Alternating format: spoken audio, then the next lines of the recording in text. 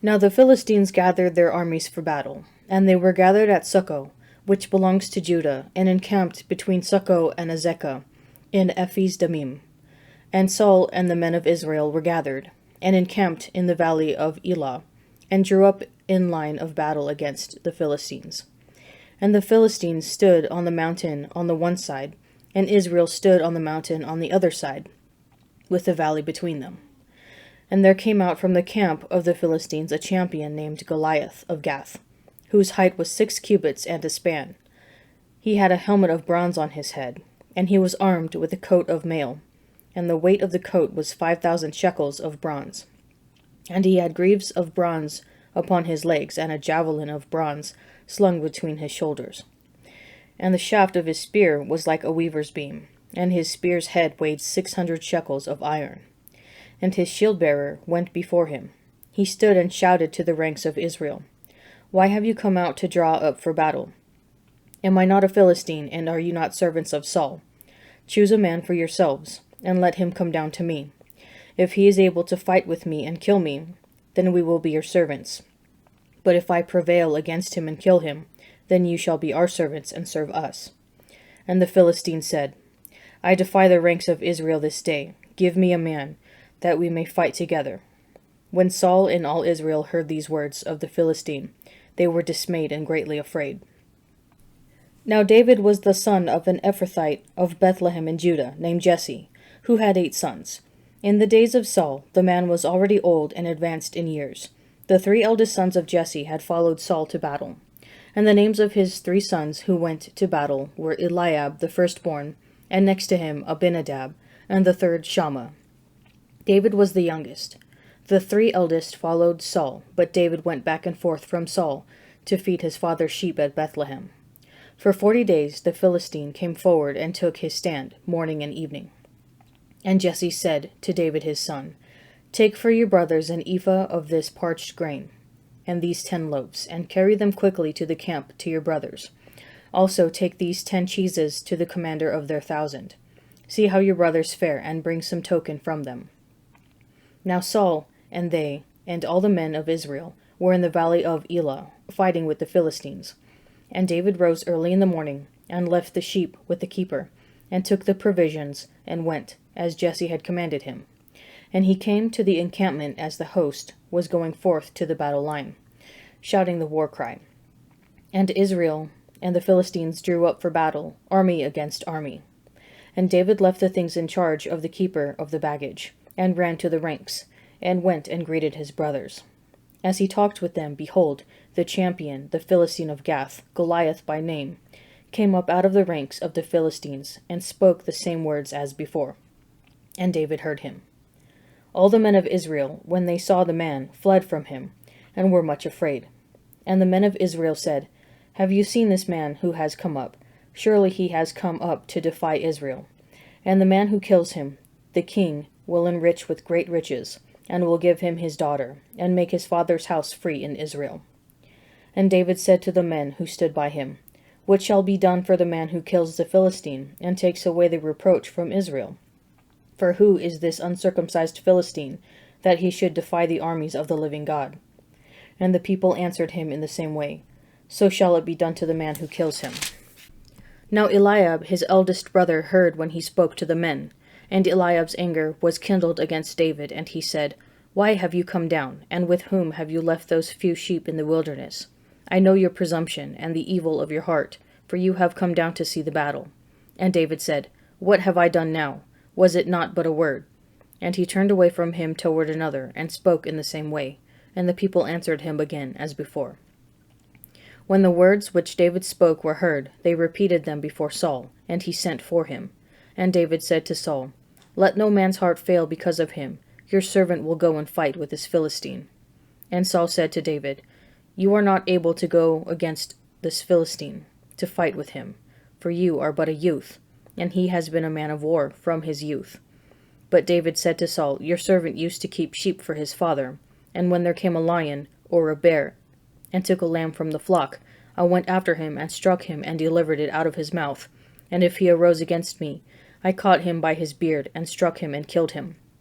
Your servant has killed both lions and bears, and this uncircumcised Philistine shall be like one of them, seeing he has defied the armies of the living God." And David said, "The Lord, who delivered me from the paw of the lion and from the paw of the bear, will deliver me from the hand of this Philistine." And Saul said to David, "Go, and the Lord be with you."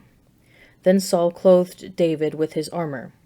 He put a helmet of bronze on his head and clothed him with a coat of mail. And David belted on his sword over his armor, and he tried in vain to go, for he was not used to them. Then David said to Saul, "I cannot go with these, for I am not used to them." And David put them off. Then he took his staff in his hand, and chose 5 smooth stones from the brook, and put them in his shepherd's bag or wallet. His sling was in his band, and he drew near to the Philistine. And the Philistines came on and drew near to David, with his shield-bearer in front of him. And when the Philistine looked and saw David, he disdained him, for he was but a youth, ruddy and comely in appearance. And the Philistine said to David, "Am I a dog that you come to me with sticks?" And the Philistine cursed David by his gods. The Philistine said to David, "Come to me, and I will give your flesh to the birds of the air and to the beasts of the field." Then David said to the Philistine, "You come to me with a sword and with a spear and with a javelin, but I come to you in the name of the Lord of hosts, the God of the armies of Israel, whom you have defied. This day the Lord will deliver you into my hand, and I will strike you down, and cut off your head, and I will give the dead bodies of the host of the Philistines this day to the birds of the air, and to the wild beasts of the earth, that all the earth may know that there is a God in Israel, and that all this assembly may know that the Lord saves not with sword and spear. For the battle is the Lord's, and he will give you into our hand." When the Philistine arose and came and drew near to meet David, David ran quickly toward the battle line to meet the Philistine. And David put his hand in his bag, and took out a stone, and slung it, and struck the Philistine on his forehead. The stone sank into his forehead, and he fell on his face to the ground. So David prevailed over the Philistine with a sling and with a stone, and struck the Philistine and killed him. There was no sword in the hand of David. Then David ran and stood over the Philistine, and took his sword and drew it out of its sheath, and killed him, and cut off his head with it. When the Philistines saw that their champion was dead, they fled. And the men of Israel and Judah rose with a shout, and pursued the Philistines as far as Gath, and the gates of Ekron, so that the wounded Philistines fell on the way from Shaaraim as far as Gath and Ekron. And the Israelites came back from chasing the Philistines, and they plundered their camp. And David took the head of the Philistine, and brought it to Jerusalem. But he put his armor in his tent. When Saul saw David go forth against the Philistine, he said to Abner, the commander of the army, "Abner, whose son is this youth?" And Abner said, "As your soul lives, O king, I cannot tell." And the king said, "Inquire whose son the stripling is." And as David returned from the slaughter of the Philistine, Abner took him, and brought him before Saul, with the head of the Philistine in his hand. And Saul said to him, "Whose son are you, young man?" And David answered, "I am the son of your servant Jesse, the Bethlehemite. You caused the grass to grow for the cattle, and plants for man to cultivate, that he may bring forth food from the earth, and wine to gladden the heart of man, oil to make his face shine, and bread to strengthen man's heart. The trees of the Lord are watered abundantly, the cedars of Lebanon which he planted. In them the birds build their nests. The stork has her home in the fir trees. The high mountains are for the wild goats.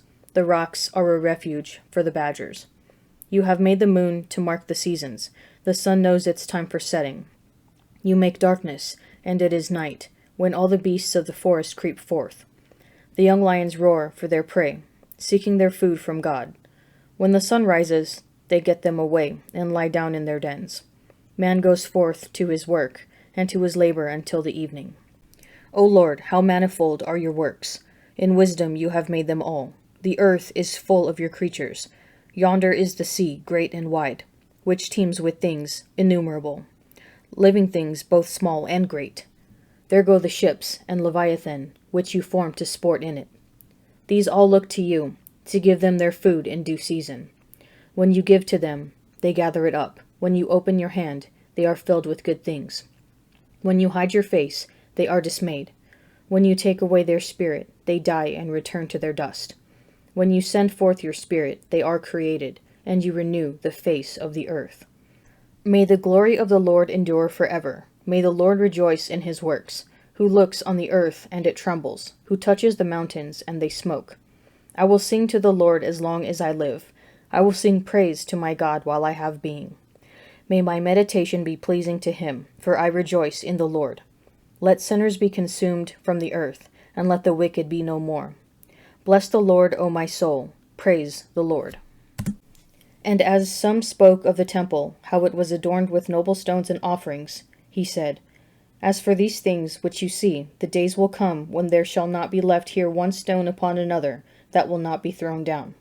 And they asked him, Teacher, when will this be, and what will be the sign when this is about to take place?